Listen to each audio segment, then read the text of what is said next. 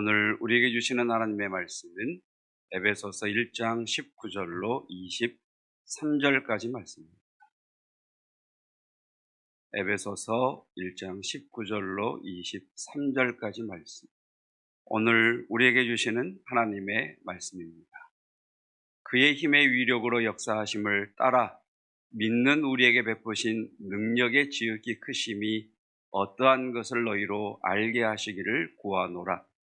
그의 능력이 그리스도 안에서 역사하사 죽은 자들 가운데서 다시 살리시고 하늘에서 자기의 오른편에 앉히사 모든 통치와 권세와 능력과 주권과 이 세상뿐 아니라 오는 세상에 일컫는 모든 이름 위에 뛰어나게 하시고 또 만물을 그의 발 아래에 복종하게 하시고 그를 만물 위에 교회의 머리로 삼으셨느니라. 교회는 그의 몸이니 만물 안에서 만물을 충만하게 하시는 이의 충만함이니라. 아멘. 하나님의 말씀입니다. 자녀와 함께하는 특별 새벽 기도회에 자특세를 마치는 날이었던 금요일 저녁에 교사 전체 모임이 있었습니다. 교사 가운데에는 자녀와 함께 자특세에 나온 선생님들이 계셔서 어떠셨는지, 자특세 기간 동안 어떠셨는지에 대한 질문을 드렸습니다. 그 질문에 공통적으로 나온 대답이 아이들이 나보다 더 새벽 기도를 가기를 원하더라 라는 것이었고, 새벽에 나는 잠을 자고 있는데 아이가 먼저 일어나서 엄마, 아빠 새벽 기도 안 가요? 하고 깨우더라 라는 것이었고, 또 하나는 어른들만 하는 특세였다면 한두 번 나오다가 중단했을 터인데 자녀와 함께 나오다 보니 끝까지 완주할 수 있었다라는 그런 고백이었습니다. 여러분에게 그림 하나를 보여드리겠습니다. 혹시 잘 안 보이시죠? 네, 그림이 하나 있긴 있는데 잘 안 보이셔서 제가 조금 그려봤습니다. 다음 그림 보여주시면. 네, 여러분 그 가운데 원이라고 하는 위에 보면 유아기라고 하는 그 유아기가 있습니다. 그러니까 유아기는 신혼기에 부모를 두고 있습니다. 그리고 신혼기의 부모는 중년 초기에 부모를 두고 있습니다. 그러니까 유아기에 아이가 신앙을 가시려면 신혼기의 부모가 신앙을 가져야 됩니다. 신혼기의 부모가 신앙을 유지하려면 중년 초기의 부모가 신앙을 전수해야 됩니다. 여러분 보시기에 오른쪽에 보시면 아동기가 있습니다. 아동기의 부모는 안정기입니다. 이 안정기에 속한 부모들은 은퇴기입니다. 그러니까 아동들이 신앙을 가시려면 안정기에 들어간 부모가 신앙을 가지고 있어야 하고, 안정기에 부모가 신앙을 가시려면 은퇴기의 부모가 신앙을 견고하게 가지고 있어야 합니다. 아래의 청소년기도 그렇습니다. 청소년들이 신앙을 가시려면 그의 부모인 장년기에 있는 부모가 신앙을 가져야 하고, 그 장년의 신앙이 흔들리지 않으려면 노년기에 있는 부모가 그들을 신앙으로 잡아 주어야 됩니다. 그리고 왼쪽에 청년기, 이 청년들이 신앙을 가시려면 중년기에 부모가 신앙을 가져야 되고, 이 중년기에 부모가 신앙을 가지려면 황혼기에 있는 부모가 신앙을 물려주어야 됩니다. 그러니까 우리 교회의 어른들이 가장 중요하신 분들이십니다. 이 분들의 신앙이 견고해야 그 다음 세대인 신혼기, 안정기, 중년기와 같은 이 자녀 세대에게 믿음이 흘러갈 수 있고, 이 세대의 믿음이 흘러가야 유아기, 아동기, 청소년기, 청년기의 신앙이 온전히 세워질 수 있습니다. 보십시오, 여러분. 나이가 어린 자녀일수록 부모가 데리고 가지 않으면 신앙을 접할 기회가 없습니다. 아이가 가고 싶어도 부모가 믿음이 약하면 뭔 새벽 기도냐, 자 가서, 그럴 수밖에 없습니다. 동시에 자녀들의 순전한 믿음이 잠들어 있는 게으른 우리의 신앙을 바짝 깨우기도 합니다. 이렇게 신앙은 모든 세대를 아울러서 흘러가야 됩니다. 세대 통합 목회가 대안입니다. 5대 신앙, 오늘은 네 번째, 교회 사랑 신앙입니다. 여러분은 교회가 어떤 곳이라고 생각하십니까? 중요한 질문입니다. 나는 교회를 이런 곳이라고 생각한다. 여러분은 교회를 어떤 곳이라고 생각하십니까? 나는 교회를 이런 곳으로 생각한다. 이것을 교회론이라고 합니다. 교회론이라고 하는 것은 신앙의 뼈대와 같습니다.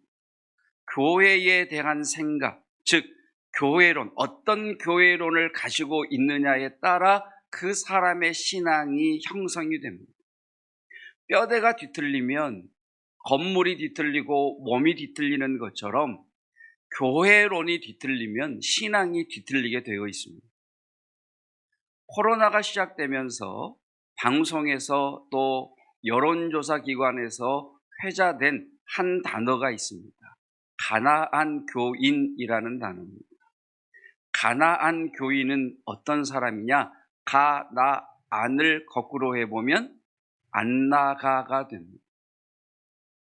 그러니까 코로나 시대를 맞으면서 가나안 교인, 교회를 안 가는 교인들이 많이 생겼다는 겁니다. 가나안 교인인 이분들의 말씀을 들어보면 이분들은 예수님을 믿습니다. 하나님도 사랑합니다. 성경도 짬짬이 읽습니다. 기도도 간간히 합니다. 그런데 목사가 싫고 그 장로가 싫고 그 집사가 꼴 보기 싫고 그 권사가 보기 싫어서 나는 교회 안 나간다는 겁니다. 그렇지만 하나님은 사랑한답니다. 그렇지만 성경도 보고 기도도 한다는 겁니다. 여러분, 이분들은 교회를 사람들이 모이는 곳, 교회도 세상처럼 자기 이성만 챙기는 사람들이 모인 곳, 다시 말하면 교회를 단체, 종교 단체, 교회를 어떤 조직, 교회를 어떤 장소나 건물로 생각하는 것이 이분들의 교회론입니다. 교회는 종교 단체고, 교회는 사람들이 모이는 조직이고, 교회는 어떤 장소이고, 교회는 어떤 건물이기 때문에 싫으면 안 나가도 되는 겁니다. 어떤 교회론을 가지고 있느냐가 그 사람의 신앙의 틀을 형성하는 겁니다. 그렇다면 같은 신앙을 갖기 원하는 우리 믿음의 선조들은 어떤 교회론을 가지고 있었을까요? 두 가지를 말씀드립니다. 첫째, 함께 읽겠습니다. 우리 믿음의 선조들은 교회를 거룩한 성전으로 생각했습니다. 우리 믿음의 선조들은 교회를 거룩한 성전으로 생각했습니다. 그래서 우리 믿음의 선조들은 목사를 성직자라고 불렀습니다. 목사가 거룩해서가 아니라 거룩한 성전에서 일을 하는 사람이기에 그 사람의 인격과 실력과 상관없이 성직자라고 불렀습니다. 교회에서 사용하는 물건을 성물이라고 했습니다. 세상의 물건과 교회의 물건이 달라서가 아니라 거룩한 성전에서 사용되는 물건이기에 그 물건을 성물이라고 했습니다. 교회의 물건은 거룩한 성물이기에 개인적으로 함부로 교회의 물건 가져다 쓰지 않았습니다. 우리 믿음의 선조들은 교회에서 주는 직분을 성직이라고 여겼습니다. 그래서 장로로 세움을 받고 안수집사로 세움을 받고 권사로 세움을 받으면 감격했습니다. 이전에는 이 직분자를 세울 때 임명장을 주었습니다. 그러면 이분들이, 장로님들이, 안수집사님들이, 권사님들이, 또 서리집사님으로 임명받으시는 분들이, 교사로 임명받는 분들이 그 임명장을 받아들고 가슴에 품고 울었습니다. 내가 뭔데 이런 거룩한 직분을 내게 맡겨주시나 하나님의 사랑에 감격해서 울었습니다. 그러니 직분을 소홀히 할 수 있겠습니다. 우리 믿음의 선조들은 이 강대상을 구약의 거룩한 성전, 대제사장이 대제사장만 들어갈 수 있는 거룩한 성전의 지성소로 생각했습니다. 그래서 아무나 이 강단에 올라오지 못했습니다. 이 강단에 올라와 대표 기도하는 사람은 목욕을 하고 기도로 준비하고 올라와 기도했습니다. 평상시는 담대하던 사람도 이곳에 올라와서 기도하라고 하면 손도 벌벌 떨고 목소리도 벌벌 떨렸습니다. 왜? 거룩한 지성소와 같은 곳이라고 생각했기 때문입니다. 이 강대상을 청소하시는 분은 기도하고 올라왔고 신발을 벗고 올라왔습니다. 우리 아이들이 강대상에 올라가려고 그러면 큰일 난다, 올라가지 마라고 그랬습니다. 그럼 옆에서 목사님이 그랬죠. 놔두세요. 목사님 될 거예요. 그럼 더 잡아 끄시더라고요.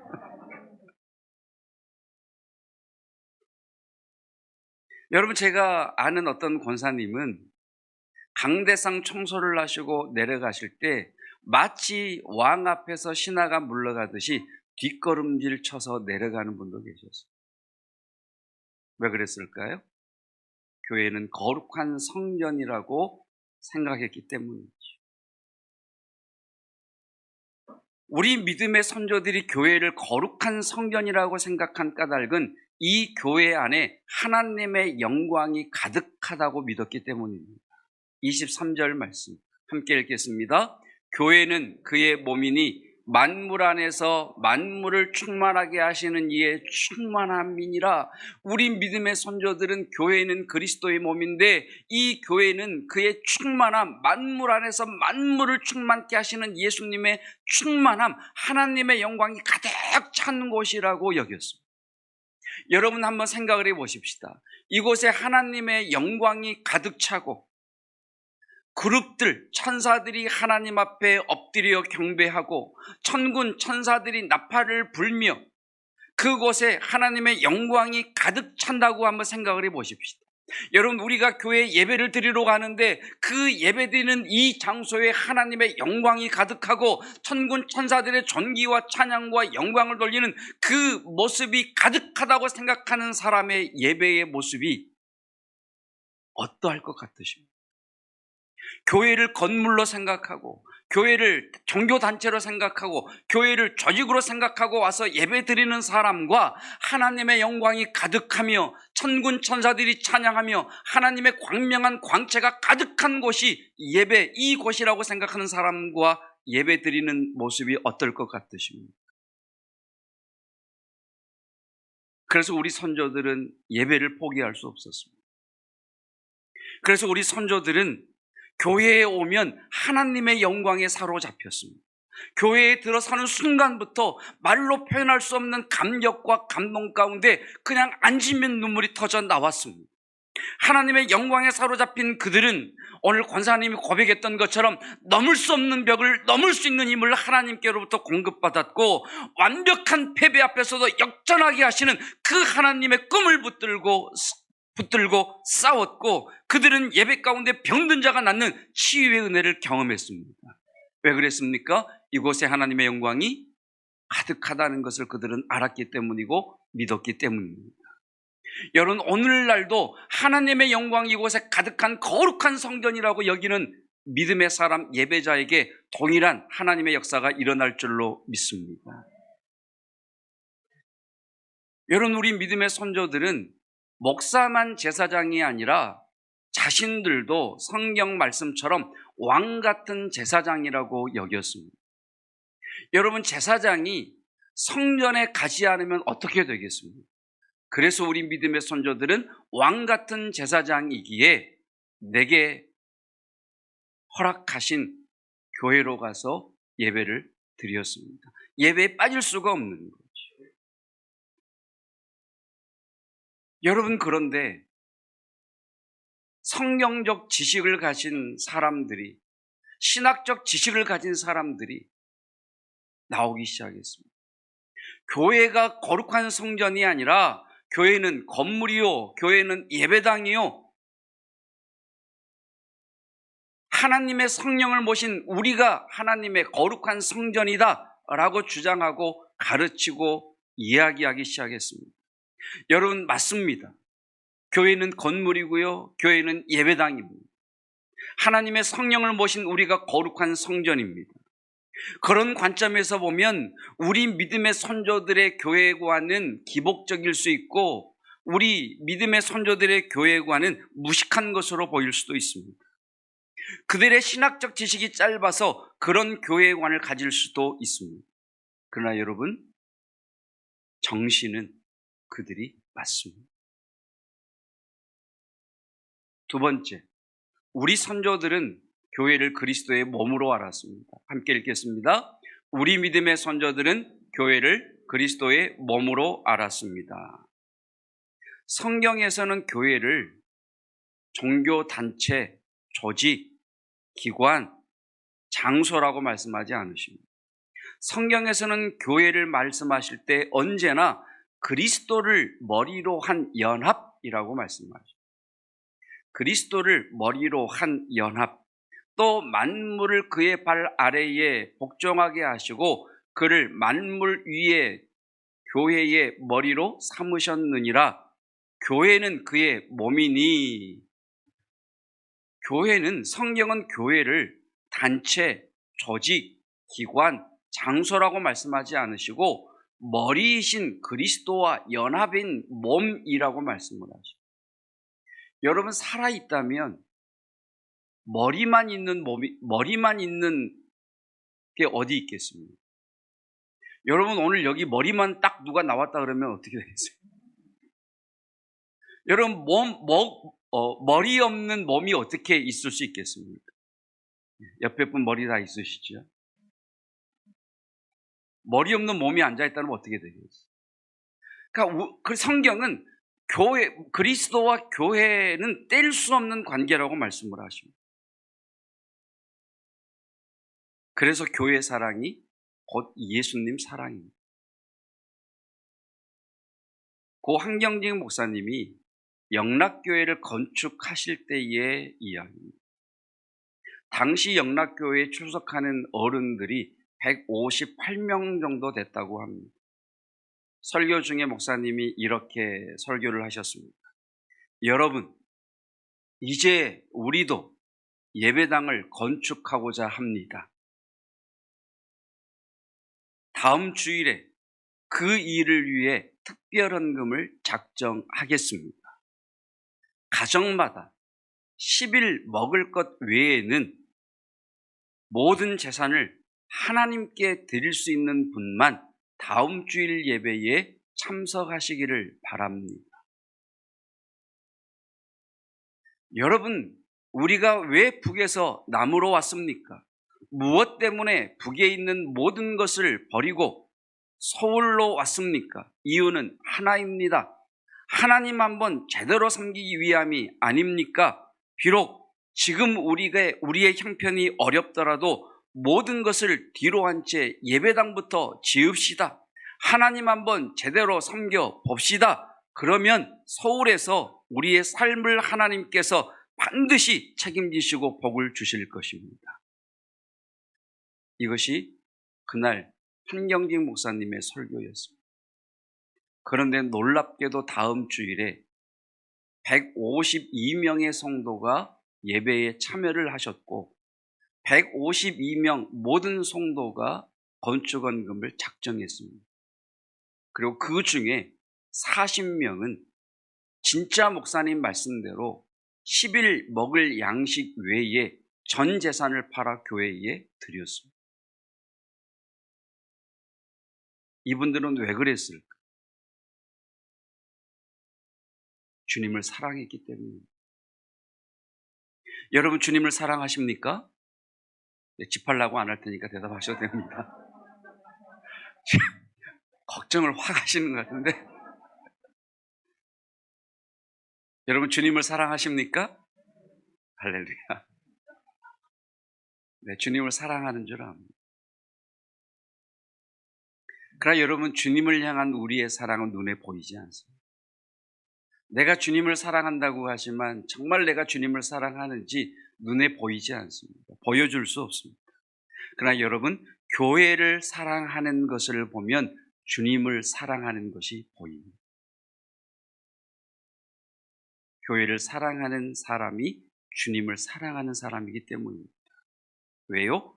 교회는 그리스도의 몸이기 때문입니다. 여러분, 사랑하면 만나고 싶습니다. 그래서 교회에 오는 거예요. 그래서 교회에 달려오는 거예요.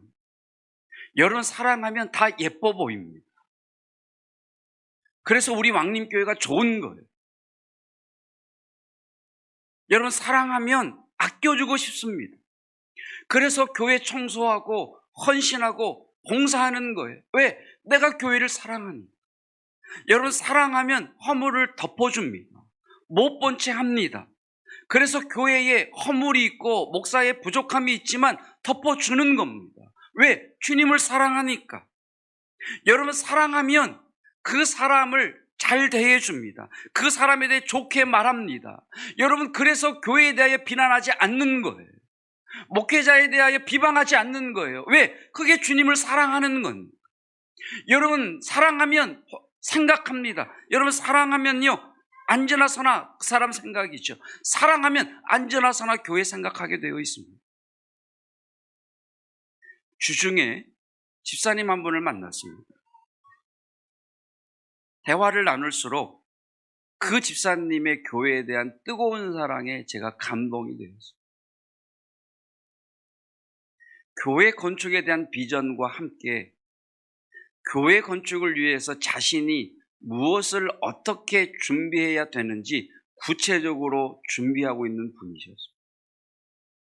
단순히 우리 교회도 건축해야죠가 아니라 나는 우리 교회 건축을 위해서 정말 하나님 앞에 기도하고 뜨거운 마음으로 기도하고 반드시 이루어질 것을 믿고 기도하고 있는데 이것을 위해서 내가 해야 될 몫은 이거라고 하나님이 감동을 주셔서 지금 내가 이것을 준비하고 있습니다 라는 말씀이셨습니다.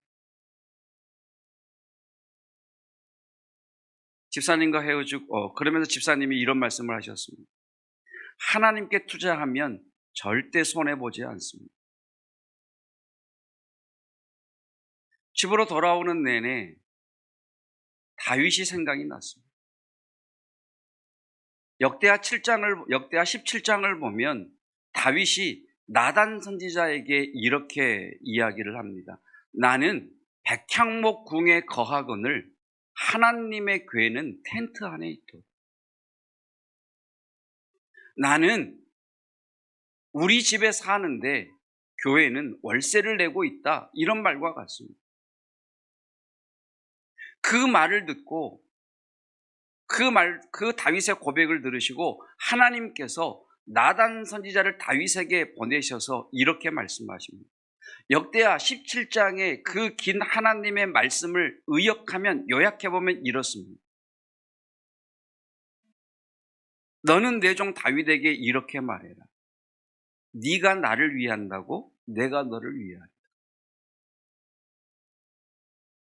다윗이 백향목궁에 거하면서 텐트 안에 있는 장막 안에 있는 하나님의 언약궤를 보면서 하나님의 성전을 지어야 되겠다는 그 고백을 들으시고 하나님의 말씀이 뭐냐? 네가 나를 위한다고 내가 너를 위할 거야 라고 하시면서 하나님께서 전무후무한 복을 다윗에게 부어주십니다.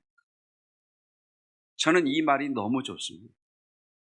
네가 나를 위한다고 내가 너를 위하리라. 왕림교회래. 영락교회 건축 당시 헌신했던 40명은 모두 1970년 우리나라 우수기업 명단 200위 안에 다 들어갔답니다. 네가 나를 위한다고 내가 너를 위하리라. 왜 하나님은 다윗의 헌신에 감동하신 걸까요? 왜 하나님은 다윗의 이 고백에 감동하신 걸까요? 성전을 지어 드린다라고 해서 감동한 걸까요? 아주 오래 전이지만 한 청년이 제게 와서 이렇게 고백했습니다. 그 청년은 본인이 그 말을 했는지 안 했는지 기억하고 있는지 모르겠습니다. 제게 이렇게 말했습니다. 목사님, 제가 목사님 자가용 사드릴게요. 제가 적금 들어가고 있어요. 아직까지 얘기가 없는 걸 보면 들진 않은 것 같습니다. 제가 그 말을 듣고 어땠을 것 같으십니까? 차를 기다릴 것 같으십니까? 감동했을 것 같으십니까? 감동하는 겁니다. 공수표 날리는 것이 아니라 진짜 나오는 거예요. 할아버지 할머니들 손주가 입에 물다가 침 질질 흘린 과자, 할아버지야 할머니 아 해서 그거 딱 넣어주면 어떻게 하십니까? 그냥 쥐어주지 않습니까?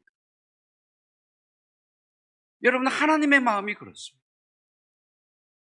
네가 나를 위한다고 내가 너를 위하리라. 여러분, 우리 선조들은 왜 그렇게 교회를 사랑했을까요? 왜 다윗은 하나님의 성전을 지어드리기를 원했었고, 왜 우리 믿음의 선조들은 그렇게 교회를 사랑했을까요? 우리 믿음의 선조들은, 다윗은 하나님의 성전으로부터, 교회로부터 하나님의 복이 자신들에게 흘러 들어온다는 것을 알았기 때문입니다. 자, 시편 134편 3절이죠. 자, 구약의 성도들은 이렇게 생각했습니다. 천지를 지으신 여호와의 복이 시온, 예루살렘 성전이 있는 시온에서부터 그 복이 내게 온다라고 믿었습니다. 미가서 4장 2절도 그렇습니다. 곧 많은 이방 사람들이 가며 이르기를 오라 우리가 여호와의 산에 올라가서 야곱의 하나님의 전에 이르자. 오라 우리가 교회로 가자. 교회로 올라가자. 그가 그의 도를 가지고 우리에게 가르치실 것이라. 우리가 그의 길로 행하리라 하리니 이는 율법이 시온에서부터 나올 것이요 여호와의 말씀이 예루살렘으로부터 나올 것임이라. 하나님의 성전으로부터 우리에게 복이 올 것이요 하나님의 교회로부터 우리에게 복이 임할 것이니 가자 교회로 가자. 그래서 교회를 사랑했던 것입니다. 오늘 23절 말씀을 보십시오. 23절 한번 다시 띄워주시겠습니까? 교회는 그의 몸이니 만물 안에서 만물을 충만하게 하시는 이의 충만이니라 라고 말씀하고 계십니다. 여러분, 교회는 만물을 충만하게 하시는 예수님의 충만입니다. 이걸 쉽게 표현하면 교회는 만물을 충전하시는 만물을 충전하시는 예수님의 충전소입니다. 여러분, 충전소 안에 들어갔다고 주유소에 갔다고 기름을 받는 게 아니죠. 충전소에 접속이 되어야 충전되는 것처럼 교회에 왔다고 복을 받는 게 아니죠. 여러분, 교회에 오셔서 예수님을 만나시기를 축복합니다. 그때 역사가 일어나게 되는 거죠. 그 예수님은 교회 안에 있는 우리들에게 천국 열쇠를 나눠주셨습니다. 마태복음 16장 내가 이 반석 위에 내 교회를 세울 것이다. 19절 말씀, 이 교회 안에 있는 너에게 천국 열쇠를 주리니 네가 땅에서 무엇이든지 매면 하늘에서도 매일 것이요 내가 땅에서 무엇이든지 풀면 하늘에서도 풀리리라. 여러분, 교회 안에 와 있을 때에 성도에게 천국 열쇠가 쥐어져 있습니다. 이것으로 열 수 있고 닫을 수 있고 맬 수 있고 풀 수 있습니다. 여러분, 그래서 우리 믿음의 선조들은 교회에 달려와서 기도했습니다. 그래서 우리 믿음의 선조들은 출근하면서 교회 들려 기도했고 퇴근하면서 교회 들려 기도했습니다. 왜? 교회에 오면 천국 문을 여는 열쇠를 쥐고 기도하면 그 하나님께서 풀며 열며 닫으며 매셨기 때문입니다. 그래서 교회를 사랑했습니다. 여러분, 교회를 통해 복을 받으시기를 축복합니다. 그것이 하나님이 정하신 질서입니다. 여러분, 교회에서 완벽한 패배 앞에서 역전을 꿈꾸게 하시는 그 하나님을 붙드시기를 축복합니다. 여러분, 교회에서 넘을 수 없는 벽을 넘게 하시는 하나님의 능력에 충만히 채워지시기를 축복합니다. 교회에서 절망적인 상황을 이기게 하시는 하나님을 만나시고 그 하나님을 자랑하시고 간증하시기를 축복합니다. 저와 여러분에게는 천국문을 열고 닫는, 매고 풀 수 있는 천국 열쇠가 있습니다. 교회에서 그 열쇠를 사용하십시오. 하나님은 교회에서 기도하는 그 사람을 통해 기적을 베푸시는 하나님이십니다. 그 하나님을 믿습니다. 이 시간 말씀을 이어가시